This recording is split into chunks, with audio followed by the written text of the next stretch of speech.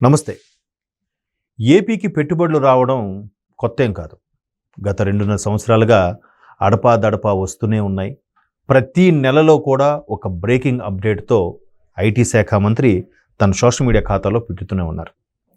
దాన్ని చూసి ఓర్వలేక రకరకాలుగా ఈ మధ్య కాలంలో జంజీ అంటూ ఏదో కాక్రోచ్‌లేవో చేశారు కదా! దానికి లేదంటే ఎవరో ఒక మహిళా టీచరు విద్యార్థినులతో కాళ్ళు పట్టించుకుంటుంది, తలలో పేళ్ళు చూపించుకుంటుందని చెప్పి అలాంటి విషయాల్లో లోకేష్ ఇప్పుడేం చేస్తావు అని ఎట్లాంటి చిన్న చిన్న విషయాలను పట్టుకొని అడుగుతున్నారు. ఇంకా వాళ్ళు ఎక్కడ దొరకట్లేదు కదా, మీకులాగా స్కాముల్లో దొరకట్లేదు కాబట్టి వీళ్ళు ఎలా ఇరికించాలి అని తల్ల పట్టుకుంటున్నా దొరకట్లేదు. మరోవైపు వాళ్ళు పారిశ్రామిక అభివృద్ధి, ఆర్థిక అభివృద్ధి, గ్లోబలైజేషన్ పరంగా ముందుకెళ్ళిపోతుంటే ఇంకేం చేస్తారు వీళ్ళు? ఎంతసేపు బటన్ నొక్కి చిల్లరికి ఆశపడే వీళ్ళు మరి ఇంక అంతకుమించి ఎక్కువ ఆలోచన రాదు, ఆలోచించలేరు కూడా. సో ఇది ఎందుకు చెప్తున్నానంటే, మరొక్కసారి తైవాన్ దేశస్థులతో ఐటీ శాఖ మంత్రి లోకేష్ గారు అలాగే ముఖ్యమంత్రి చంద్రబాబు నాయుడు గారు పార్టిసిపేట్ చేయడం, దాని గురించి సుదీర్ఘంగా చర్చలు జరగడం. తైవాన్కి సంబంధించి అతి చిన్న దేశం తైవాన్, ఎక్కడ చైనాకి సమీపంలో చైనాకు తూర్పు వైపు ఉండే ఒక చిన్న దీవి. అటువంటి తైవాను ఎంత ఎలక్ట్రానిక్ దిగ్గజమో తెలుసా? చాలా పెద్ద కంపెనీ, చాలా పెద్ద కంపెనీలు ఉన్నాయి. ఎలక్ట్రానిక్స్వి, ఈ ఎలక్ట్రోడ్స్వి, చిప్స్కి సంబంధించిన కంపెనీలు తైవాన్లో ఉన్నాయి. సో వాటికి సంబంధించిన పెట్టుబడులు ఇప్పుడు ఆంధ్రప్రదేశ్లో పెట్టబోతున్నారు. ఎందుకు ఆంధ్రప్రదేశ్ ఒక్కటే వీళ్ళకి కనిపిస్తుంది? భారతదేశంతో సువిశాలమైన భారతదేశం, దగ్గర 28 రాష్ట్రాలు ఉన్నాయి. 28 రాష్ట్రాల్లో పోని అందరికీ అంటే షిప్స్లో వాటిలో తీర ప్రాంతాలు ఉన్నవే కావాలనుకుందాం. వెస్ట్ బెంగాల్ ఉంది, ఒడిస్సా ఉంది, ఆంధ్రప్రదేశ్ ఉంది, తమిళనాడు ఉంది, కేరళ, గోవా, కర్ణాటక, మహారాష్ట్ర, గుజరాత్, దగ్గర 9-10 రాష్ట్రాలు ఉన్నాయి కదా. మరి వాటి పోనీ కాన్సన్ట్రేట్ చేయలేదే. అంటే ఇక్కడ ఆంధ్రప్రదేశ్ ప్రభుత్వం అవకాశాలని ఒడిసి మరీ పట్టుకుంటుంది, డైవేస్ మరీ పట్టుకుంటున్నారు.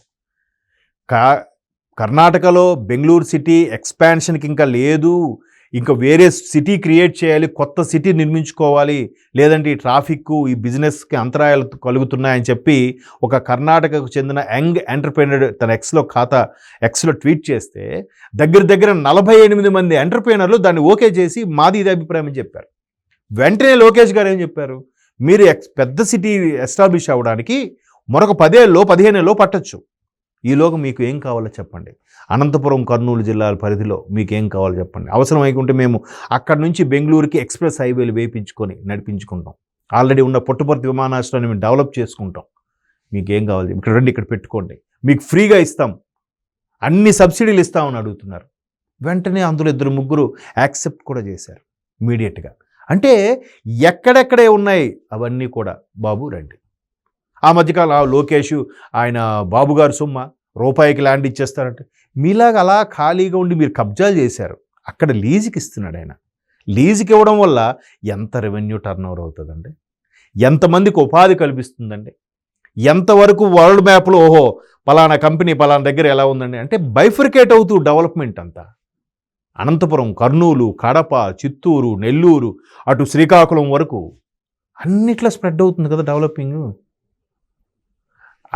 అది చెప్పినా అర్థం కాదంటే, కాకపోతే వాళ్ళకు కూడా తెలుసు ఈ పేటీఎం బ్యాచ్కి ఎవరైతే ఓరవలేనితనం ఉందో వాళ్ళందరికీ కూడా అరే భలే ఉందే, మా టైంలో ఏమీ లేదు అన్న ఎప్పుడో వస్తే ఒక బటన్ నొక్కాను అనేవాడు. మహా అయితే వాళ్ళ ఏదో పోర్టు చెప్తారు, నెల్లూరు దగ్గర ఏదో పోర్టు, ఆ పోర్టుకు రోడ్డు వేసాం, అదొకటే చూపిస్తారు అన్నిటికీ. ఇంకా చూపిస్తారంటే ఈ చేపల షాపులు, చికెన్ షాపులు, అవి చాలా పెద్ద ఇండస్ట్రీస్ కదా, అవి ఓపెన్ చేశారని చెప్తారు. ఒకవేళ చేయలేదే అన్నాం అనుకోండి, 0.5%, 1% అని ఎటకారం. ఇంకొకటి వచ్చి ఏయ్ నువ్వు 3 పెళ్ళిళ్ళు చేసుకున్నావా, నీకెందుకు సమాధానం చెప్ప. ఇదే అంటే సబ్జెక్ట్ లేనోడే ఇట్లాగ కాంట్రవర్సీస్, పర్సనల్ ఇష్యూస్ మీద వెళ్తాడు.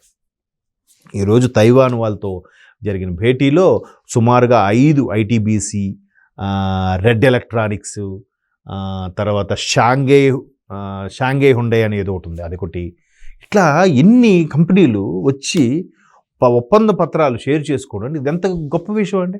పైపెచ్చు వాళ్ళకి ఇంకోటి కూడా చెప్పారు, తైవాన్కి మాండరిన్ అనే ఒక లిపి ఉంది వాళ్ళకి భాష. ఆ భాషకు సంబంధించి ఆంధ్రప్రదేశ్ స్కిల్ డెవలప్మెంట్ దాంట్లో ట్రైనింగ్ తర్ఫీదునిస్తుంది. వాళ్ళకి ఇమీడియట్గా కావాలి, అవసరమైతే ఇక్కడ నుంచి టెక్నీషియన్ అక్కడ పంపించి ట్రైన్ తీసుకొని మళ్ళీ ఇక్కడ తెప్పిస్తున్నారు. దీనికి బెస్ట్ ఎగ్జాంపుల్ ఆంధ్రప్రదేశ్లో ముఖ్యమంత్రి చంద్రబాబు నాయుడు గారు 14 నుంచి 19 మధ్యలో ముఖ్యమంత్రిగా ఉన్నప్పుడు కియా కూడా అలాగే రాయలసీమలో పెట్టేటప్పుడు మన అనంతపురం దగ్గర ఇక్కడ పెట్టినప్పుడు అందులో ఉండే ట్రైన్ ఇంజనీర్స్ని టెక్నీషియన్ని ఇక్కడ నుంచి అక్కడ పంపించారు కొరియా పంపించి మళ్ళీ ట్రైనింగ్ తీసుకుని వాళ్ళు వచ్చారు.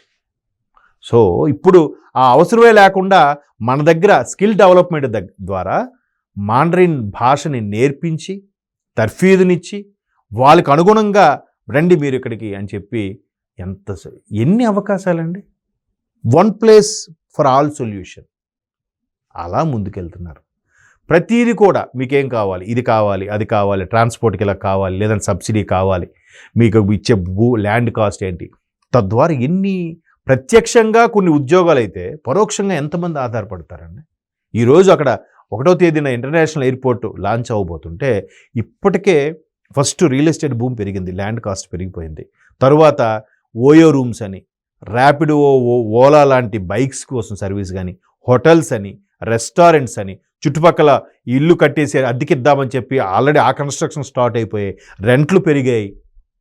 ఎన్ని చూడండి, అవన్నీ ఆలోచించి ఎప్పుడండి నిజంగా నక్కకి నాగలోకంకి ఉన్నంత తేడా ఉంది చంద్రబాబు నాయుడు ప్రభుత్వంకి మిగతా ప్రభుత్వాలకి, పేర్లు అనవసరం కానీ. సో ఇలాంటి పరిస్థితుల్లో అంతెందుకు, ఇప్పుడు తమిళనాడు తీసుకోండి, తమిళనాడు మాట్లాడితే మేము కాక్రోచ్ పార్టీకి నేను కూడా మద్దతు అన్నాడు ముఖ్యమంత్రి విజయ్.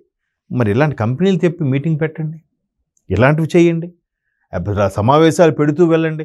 ఎంతసేపు తమిళనాడుల కోసం చేసే ఫేవరు, లేదంటే కేంద్రంకి వెళ్ళి మోదీ గారిని కలిసాను మాకు రాష్ట్రానికి ఇవ్వాల్సిన ట్యాక్స్లు ఏవైతే పెండింగ్ ఉన్నాయో అవి ఇచ్చేయండి.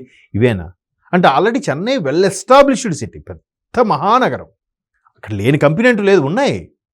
మరి కొత్తగా చేయొచ్చు కదా, ఏం చేస్తారు? సో వాళ్ళందరూ రిలాక్స్ అయిపోయారు. మనకు కావాల్సింది కూడా అదే.